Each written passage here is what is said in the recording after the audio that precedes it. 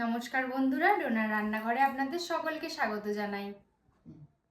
আজ সকালের জলখাবারে বানিয়েছিলাম লুচি, বেগুন ভাজা এবং সাদা আলুর তরকারি।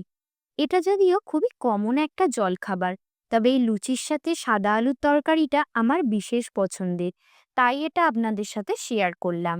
এর জন্য প্রথমে আমি দুটো বড় সাইজের আলুকে কেটে ধুয়ে রেখেছি।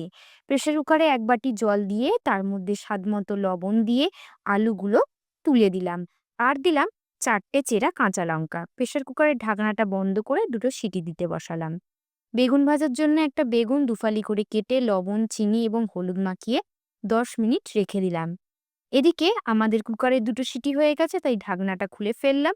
কড়াই 1 চামচ তেলে দুটো শুকনো লঙ্কা, কোয়াটার চামচ কালো জিরে এবং সামান্য হিং ফোড়ন দিয়ে ফোড়নটা ভাজা হলে সিদ্ধ করা আলুগুলো তার মধ্যে ঢেলে দিলাম। একটা স্প্যাচুলারের সাহায্যে তরকারিটা বেশ ঘাঁটা ঘাঁটা করে দিলাম। ব্যাস তৈরি হয়ে গেল আমাদের সাদা আলুর তরকারি।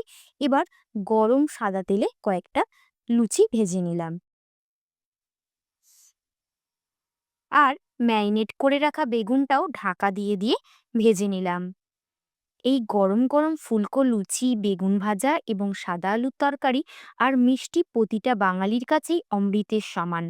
আমার মতো আপনারা কে কে লুচি খেতে ভালোবাসেন অবশ্যই কমেন্টে জানাবেন।